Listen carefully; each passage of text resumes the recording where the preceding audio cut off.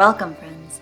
So, I have a lot of content, information, wisdom that has been just flowing in, literally, probably over 10 hours of stuff. So, I'm going to be sifting through that and creating videos and recordings.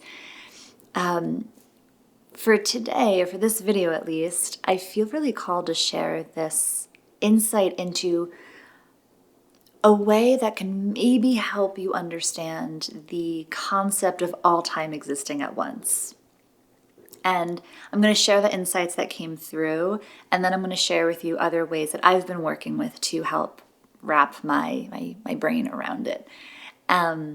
So I will have all the chapters queued up, so skip to wherever you want to go. But I will start first with this realization. So if you just want to get that and go, I'm going to provide that for you.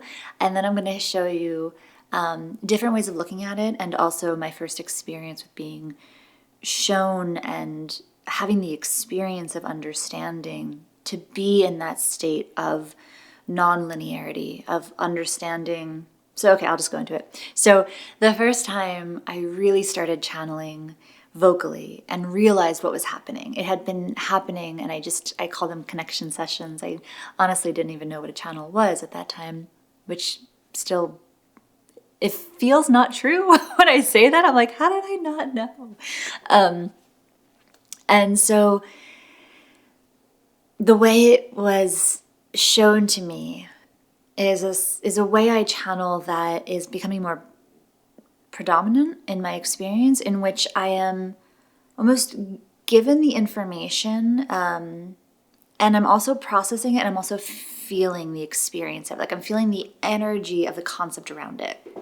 So it's this really cool way of receiving and understanding and embodying kind of at the same time. So that's been part of my experience. It comes through in different ways. I'm still really understanding it, which is also partly why I'm really sharing a lot of this, because that was and is part of the intention of this channel, is to also take you on my own journey with all of this.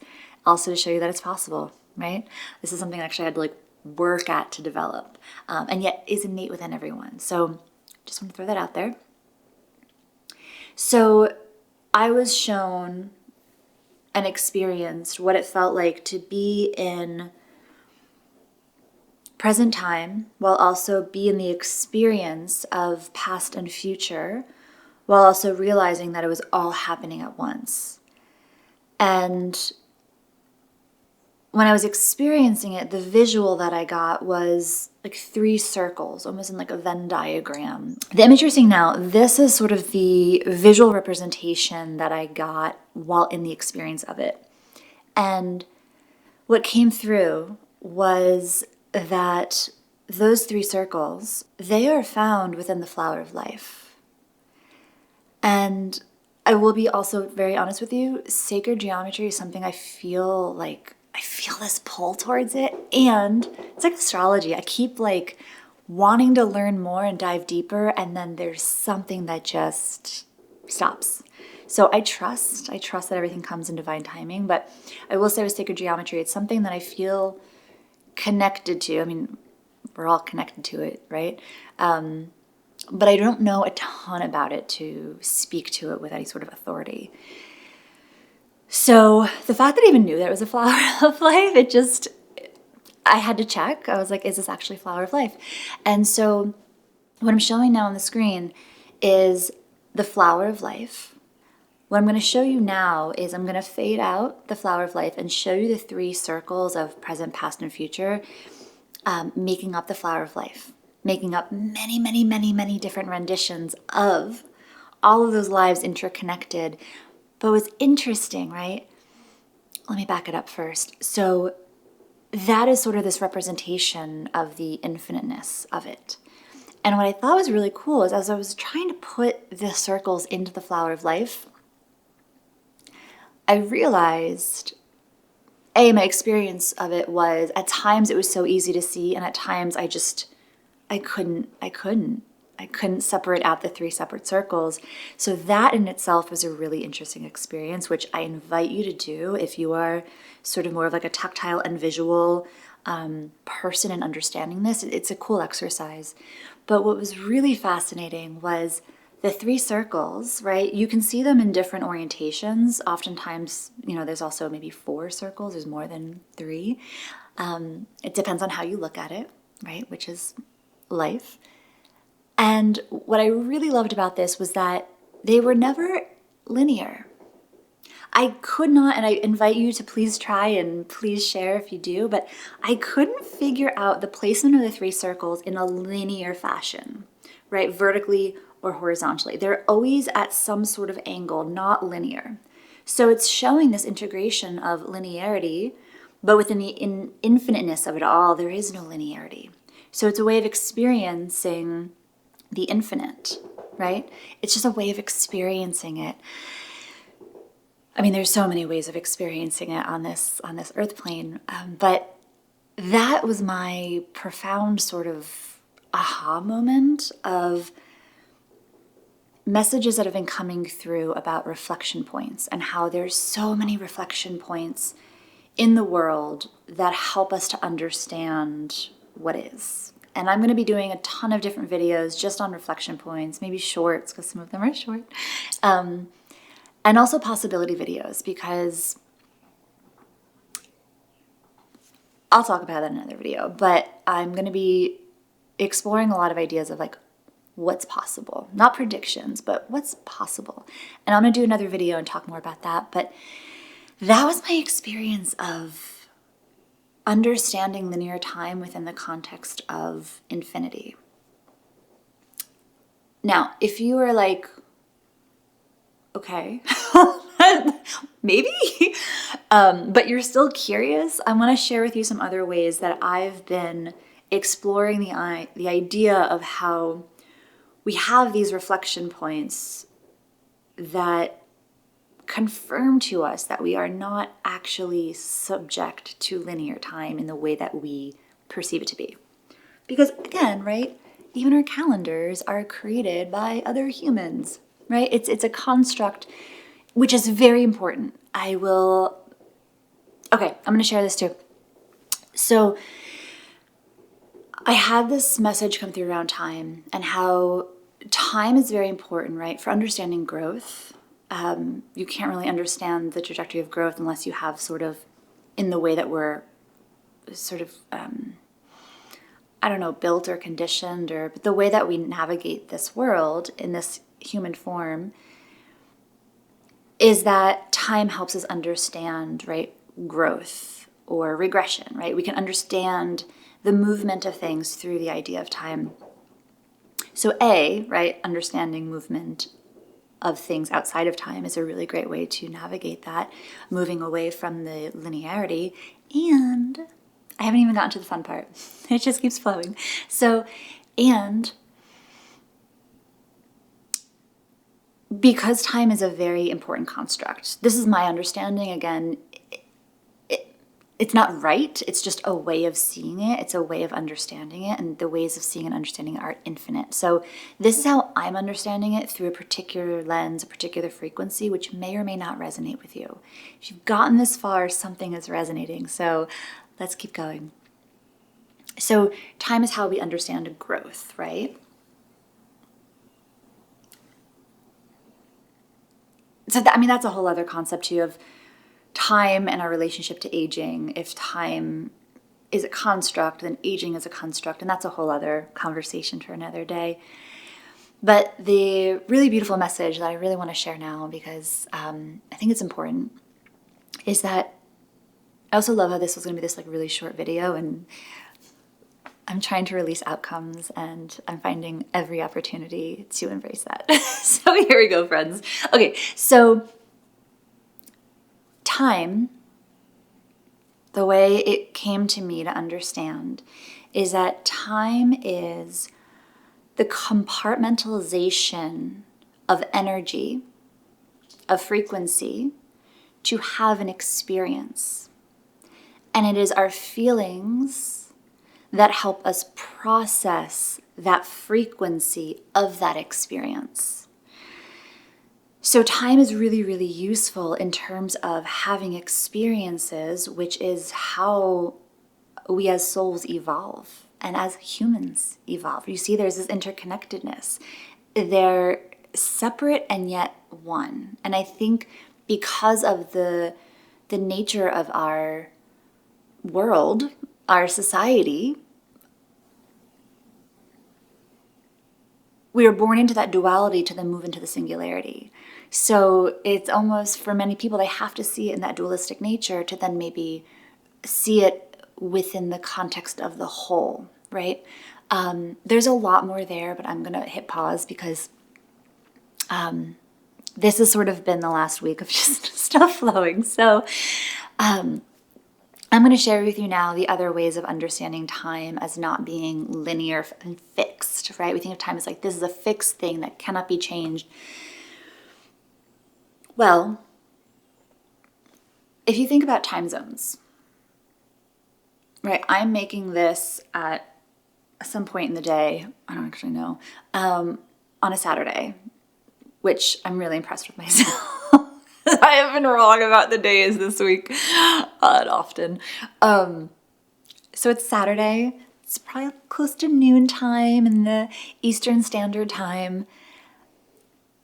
It's Sunday elsewhere, right? It's much earlier in the morning elsewhere, right? If you're in California, right? Let's say it's noon here, right? It's 9 a.m. in California. It's still the morning time, but it's considered the afternoon where I am. But yet it is the same exact moment in time, right? If you call your friend in China, right? Depending on the time that you call, they may be living and existing in the future. Depending on where you are, right? They may be existing in the past. So it's where we are relative, the time is based on where we are relative to the earth. So the idea of time zones is a really beautiful way of understanding how time doesn't really make sense in a particular way. Like if you really think about it, this same moment in time is a different time, a different day for others, which speaks to how we are all in our own reality, right? Our own existence, our own experience of what is, and no one really is going to see it all in the same way, which is beautiful. But time is a construct in which we abide by that is purposeful, but limiting. And so I think that if we can create this relationship, and this is just my understanding now, right? If we can create this relationship of understanding the framework, but then also knowing that it's a framework, right? If someone's building a house and the frame is up, you could very easily walk in and out of that, right? But once it's constructed into something, once that house has an identity, a more ingrained identity in the physical world, right? People put locks on it. You can't freely just move in and out of it. So when there's a framework, there's more flexibility, but you understand there's a framework in which you have to navigate. So I don't know if that it was a great example, but time is a framework.